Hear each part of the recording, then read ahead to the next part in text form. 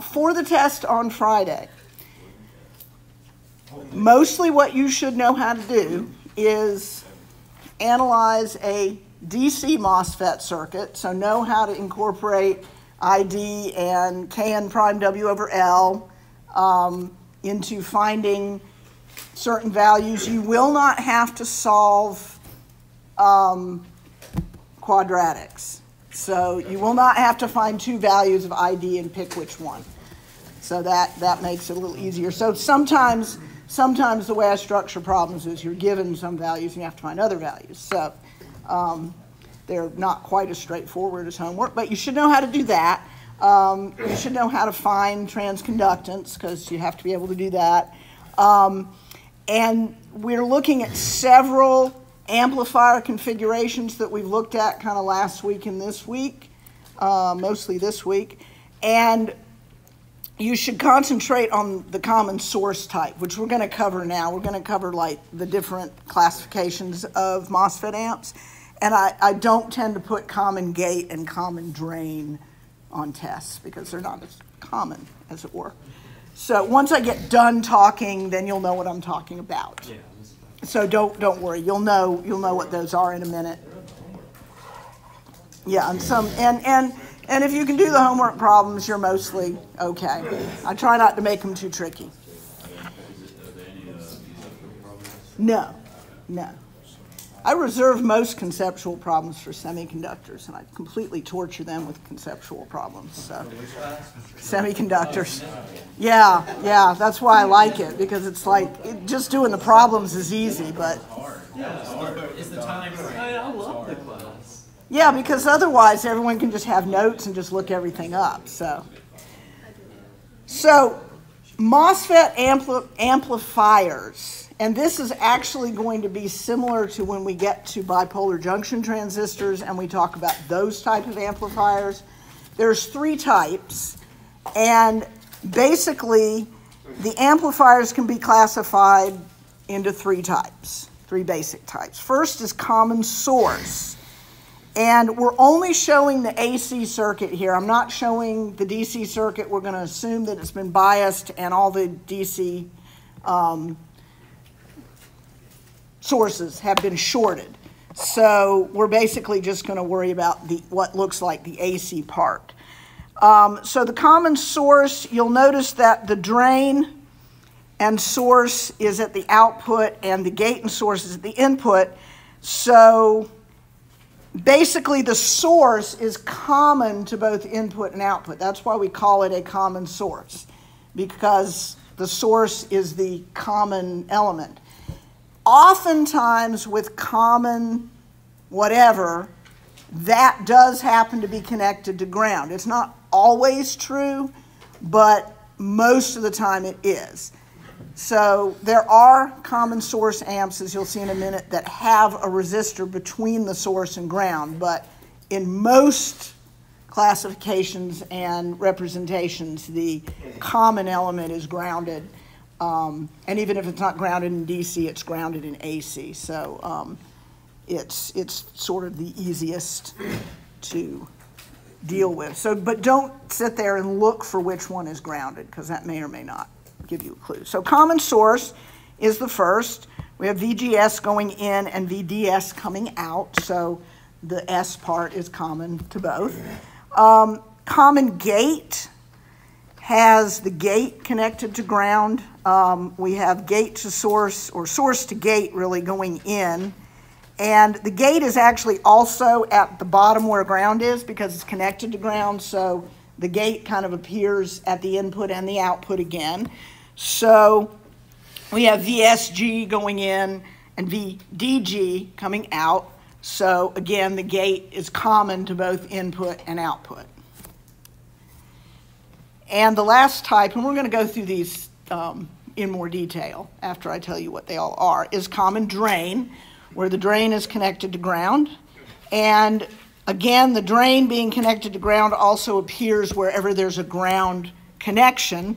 So the gate to drain voltage goes in, the source to drain voltage comes out, and that's how a common drain works.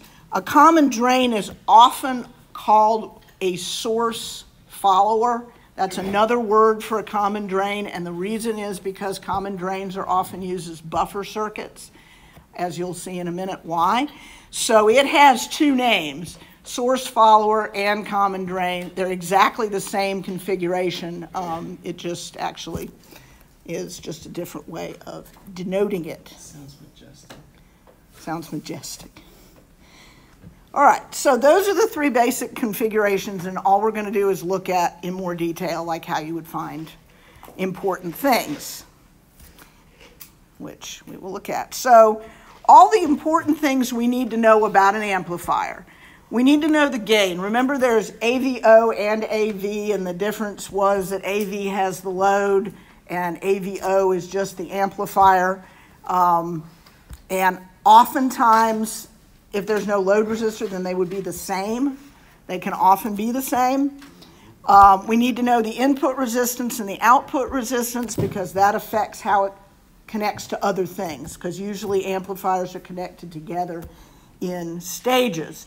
So ideally, we'd like to have a very large input resistance and small output resistance. We don't always get that, but that's what we would like. Large input resistance means most of the input voltage is dropped across the input resistance, and small output resistance means that we're not losing a bunch of voltage across the output. So, and then the overall gain, if there happens to be some kind of voltage division between the signal resistor and the input resistance, then that would be added on. With a lot of these circuits, AV and GV are again the same because there is no voltage division, as you will see in a minute. So that's the general categories that we're going to look at with each one of these amps. And what we're going to do is, for each one, we're going to replace the MOSFET with the appropriate model that we looked at last time. So with the common source, the best model is the pi model, and we don't have a lambda value, so we're assuming lambda is 0, so it's like the simplest model we have. So we just go through and replace that, and then the external circuit is added on as well, and this is sort of what the amplifier looks like when it is being used. We can find AVO, that's just V out over V in. V out is going to be negative GM-VGS, which is the current, times RD. That will make V out possible. And the input is just VGS, so we can just create an equation in which we have minus GM-VGS RD over VGS, and VGS will cancel, and we just get minus GM-RD, which we also came up with last time when we were looking at different types of amplifiers. Rn with this type of amplifier is infinite because there is no connection between the gate and ground or anything else, so that's going to be infinite. And R out is just going to be equal to whatever RD is. If we add a load resistor to this circuit, it would appear in parallel with RD. And then when we find the gain, which would be AV this time, we have minus GM RD in parallel with RL, so that is not too difficult. And then GV, the overall gain, is the same as AV because Rn is infinite. So there's no voltage division between our signal and the input.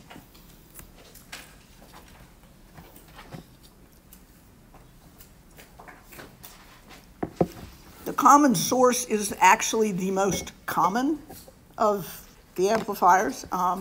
It has several characteristics that make it desirable. Some of them are good, some of them are not.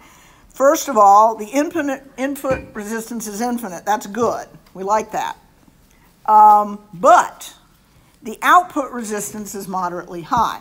This is why oftentimes we need a buffer after it, which is why we have a source follower, because the output resistance being high means if your load resistance is small, it tends to reduce things significantly. The voltage gain is medium to high in these particular circuits. It's also inverting. but that's, neither here nor there. And if you want to reduce RD to lower the output resistance, you also lower the gain because it depends on the value of RD when you are using it. So that's one type of common source. That's the simplest type of common source. There is another type where a source resistor is added.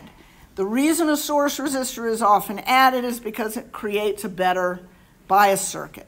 Sometimes the source resistor has a bypass capacitor in parallel with it, where when you're in AC, that source resistor doesn't appear. It basically gets shorted to ground, but sometimes it doesn't. The source resistor can be called a source degeneration resistor because its ultimate effect, if it's in the circuit for AC, it will reduce the gain somewhat.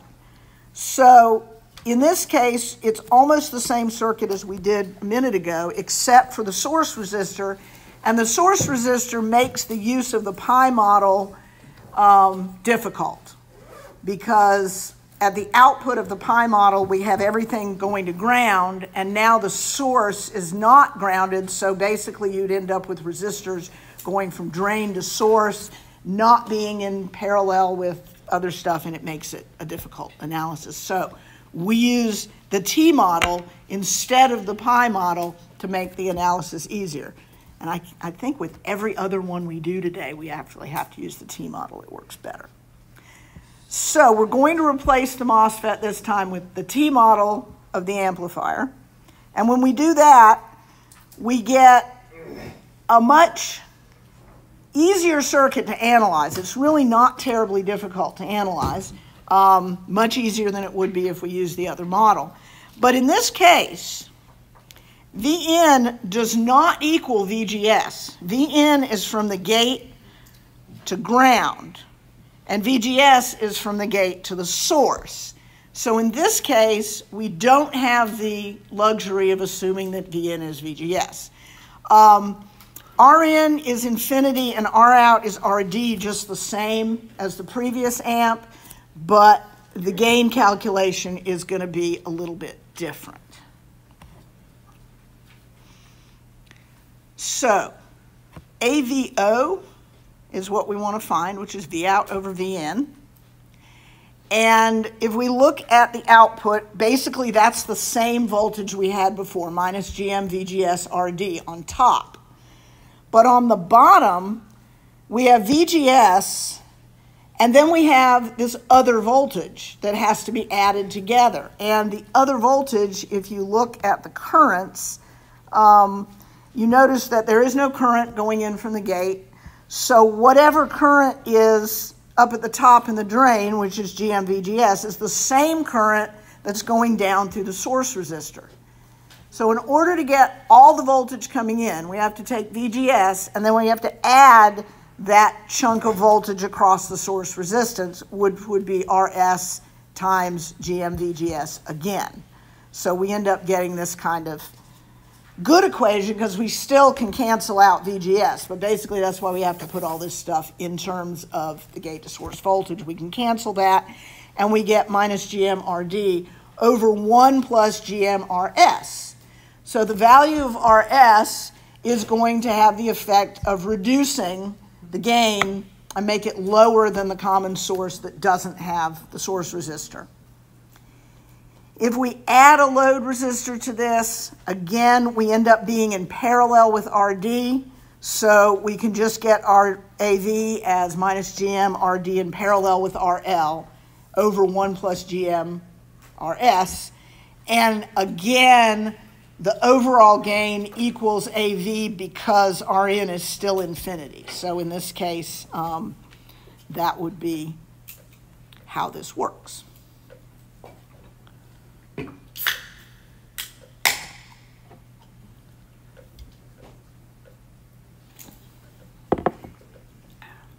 It's ironic that I drink out of a Starbucks cup and I never actually drink coffee. I only drink tea.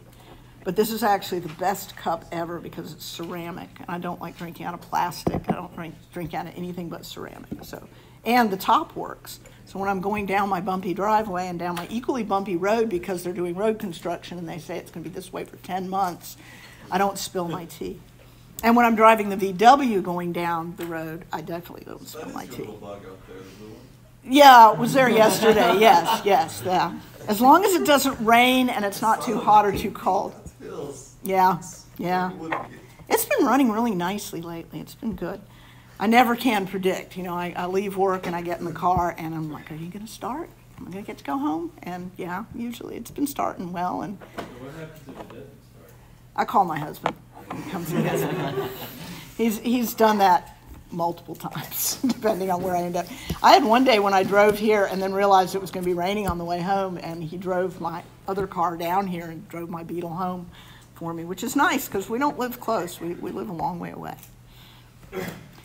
So those are the two most common amplifiers that will be encountered, and those are the two that you should concentrate on for the test. I can't guarantee you that the resistors will be in the same place, so that's all I have to say about that. So they won't be. What that means is there could be external resistors outside of the model that change it slightly. So, but you should have the capability to understand how to deal with them. And if not, that's your problem. Okay. Common gate amplifiers. Common gate amplifiers are not very common, but they are useful. There are reasons why they're useful. They have some semi-undesirable characteristics, and then they have some really desirable characteristics. So there are reasons why they might be used. You'll notice that Rn actually goes into the source, which is kind of weird, and our out looks exactly the same as before. So Rn actually, once we put it into the T model, Rn is actually 1 over the transconductance. So that is not going to be a very big value. That's going to be a relatively small value. And that's not, we don't like that. We don't like small resistances going into amplifiers. So that's kind of a strike against it. Why? Because it causes noise? No, because it drops. What ends up happening is your signal resistance is 10 kiloohms and your input resistance is 100 ohms. You're going to drop all your input voltage across that 10 kiloohms, and there's nothing actually going into the amplifier. That's why it's undesirable. And there are generally, well, I'll tell you that in a minute. I'll tell you how we kind of get around that a little bit. Vn is actually equal to negative VGS going into this because of the fact that Vn is from the source to ground, and VGS is from the gate to the source, and the gate is grounded. So actually we have Vn is negative VGS. But once we have that relationship, we can go ahead and do the same analysis we did before. We want AVO is just V out over Vn. So V out is just the same as all the V outs we've done so far, minus GM, VGS, RD. And then we put that over Vn, which is minus VGS. So again, VGS cancels, and we get almost the same gain as with the common source, but it's not inverting. It's actually GM, RD. If we put a load resistor in, then we also, well, we put the load resistor in, it's going to be in parallel with RD. We already kind of established that that's what ends up happening. But at the input now, we do not have an infinite input anymore. So AV would be GM, RD in parallel with RL, but the overall gain has to take into account the voltage division between the signal resistance and the input resistance. So what we end up getting is a voltage divider at the input times GM, RD in parallel with RL. And then we usually end up manipulating this a little bit to get kind of a better, easier function. We just take 1 over GM times everything, and then, because that's what Rn is, and then we can cancel stuff, and we end up with RD in parallel with RL over our signal plus 1 over GM. So that reduces the gain significantly depending on what the situation is and the value of the signal resistance. The characteristics, input resistance is low, which means oftentimes if you drive it with a current source, then you're not losing signal, so that can be done. The output resistance is high, which again is not necessarily good. The voltage gain is medium to high, but we can lose signal because of the low input resistance. So why would anybody even use one of these? Because basically, if you don't have anything attached to it, it's just like a common source, it's just not inverted. So what is the point of this? Well, the point of a common gate is at high frequencies, it works better than a common source. Common source has a feedback resistance capacitance that turns into an impedance that starts to lower gain at high frequencies. We don't cover that in this class because we don't cover frequency dependence. So, but that is what ends up happening. So at high frequencies, it's good. So oftentimes, it's put in conjunction with other amplifiers to improve the frequency performance. I don't go over this in this class. I have gone over it in other classes. But one of the common uses is something called a cascode amplifier. And what that actually is a common source into a common gate. But the common source has a gain of 1. It's basically, its output is connected directly into the common gate. So it eliminates the low resistance part of the common gate. It makes the input resistance infinite because the common source is first. But then the gain isn't degenerated by the frequency performance. So that is a use that is rather common. Yes? So the downfalls of each amplifier, if connected to another amplifier in a certain configuration, you don't get the flaws of it? Sometimes, depending on how you connect it. Yes, you can actually eliminate some of those problems by connecting it directly to another type of amplifier. And a good example of that would be the common drain, which is, like I said, this is something we call a source follower. And this is what comes after a common source to try to improve the output resistance characteristics. By putting them together, this actually has a kind of a similar effect on output resistance as the cascode does on input resistance, so it kind of helps. We have to use the T model for this one as well. And when we put the model in, you notice that our out is now 1 over GM, which is really good because that's really small. So our out is looking straight into the source. Our in is infinite, which is excellent.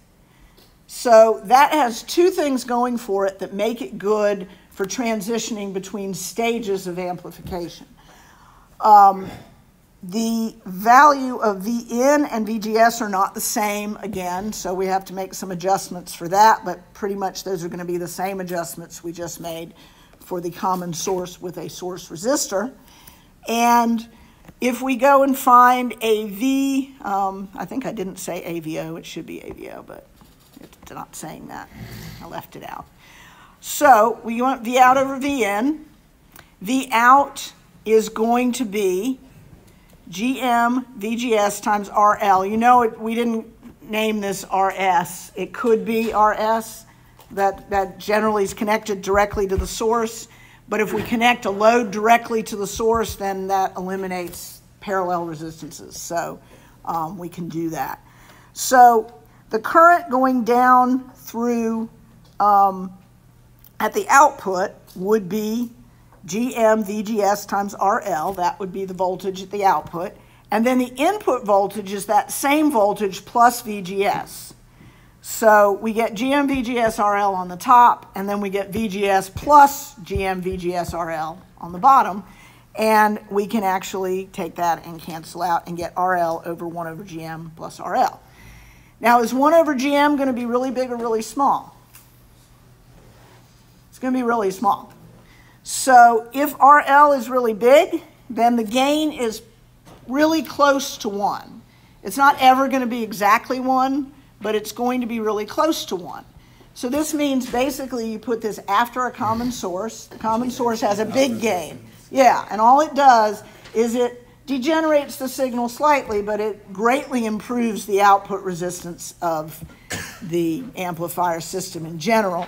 And also, the overall gain is the same because of Rn being infinite. So it doesn't put a load on the previous stage, but it does improve the output resistance characteristics for the next stage for whatever it happens to be driving. So characteristics, the input resistance is high, which is good. Output resistance is low, which is good. The voltage gain is 1 or less, and the bigger RL is, the closer the gain is to 1. So if we connected something out that had a really large resistance, pretty much we wouldn't have problems. And as I said, it's often used as a buffer between stages to improve the overall characteristics of the system. So we will go through, I just did one example. Okay, that's probably good. One example, and one example only. We have a common source amplifier, and we're given ID, which is 0.25 milliamps. We're given VOV, which is 0.25 volts, and we're given RD, which is 20K, and I don't have a picture. Then we connect a source that has a signal resistance of 100 kiloohms, and we add a 20 kiloohm load, which means that 20K will be in parallel with RD. So we want to find Rn, Rout, AVO, AV, and GV, and then we have a question if the peak input, whatever, I'll get to that one in a minute. If the peak input of the sine wave is limited to 10% of 2OV, what is the peak of the output sound wave? So that's just telling you what the Vn is, pretty much. So Rn and Rout are easy because Rn is always infinity with common source amplifiers, so you know it's going to be infinity. This does not mean that all of the signal will get in if there's some kind of voltage division at the beginning, but the Rn into the amp is always infinite. It is sometimes happens that you have a source and you need voltage division to lower the voltage going in, but that's not the input resistance. The input resistance would be on the other side of that. Rout is equal to Rd. So that's, again, always the case with common source amps as long as lambda is 0, which it is in this case. And we can calculate GM. Remember, there's 3 different ways of calculating it. The best way in this case is to use values that are already given. And we only have certain values that are given. So we can use 2ID over VGS minus the threshold voltage, which is the same as 2ID over the V overdrive. So we've been given ID and VOV, so we can just calculate, and we get 2 milliamps per volt for GM. So AVO is minus GMRD, which is minus 2 milli times 20K, and we get minus 40. Minus 40 is the gain without taking into account the signal resistance or the load resistance. So if there's nothing connected, you get 40 times what you put in, and it's inverted. When we add the load resistor, then we have to put that in parallel with RD, so we get a different value for the gain with the load resistor. And you all know that 20K in parallel with 20K is 10K, but I did the math for you just in case. And the gain is actually drops in half by just adding the load resistor because its value is equal to RD. As if the bigger the load resistor, the less effect it would have, but because it's equal with RD, it ends up having a pretty significant effect. The overall gain is the same as AV because Rn is infinite, so that particular value isn't changed, and there's no resistors to the left of Rn that we would have to divide anything up with. If there was, then we would.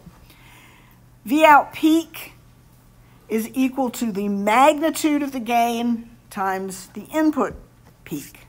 The input peak, we're told, is 10% of 2 times the overdrive voltage. So 0.1 times 2 times the overdrive times the gain. And if we multiply all those out, we get 1 volt peak as the output. Oh, I did do 2 examples. That's right. Second example must be short because it only takes 1 slide.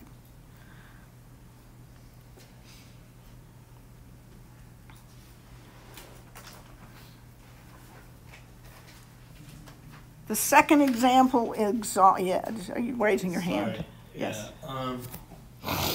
Why do you have to do the absolute value? Because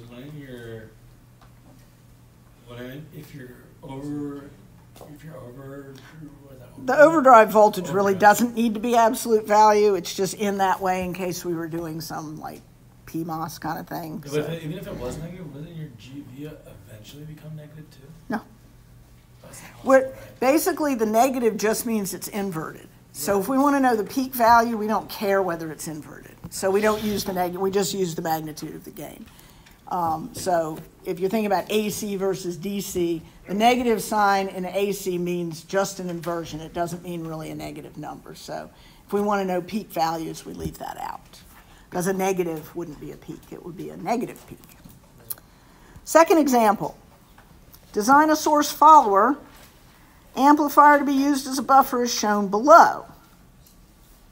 And interestingly, the value coming in is the same as the value going out of the previous problem, which I actually never noticed that before, but it's true. So we can assume that this might be put after the previous circuit because the MOSFET is operating at the same VOV, and we basically want to figure out what drain current we should have to make this work.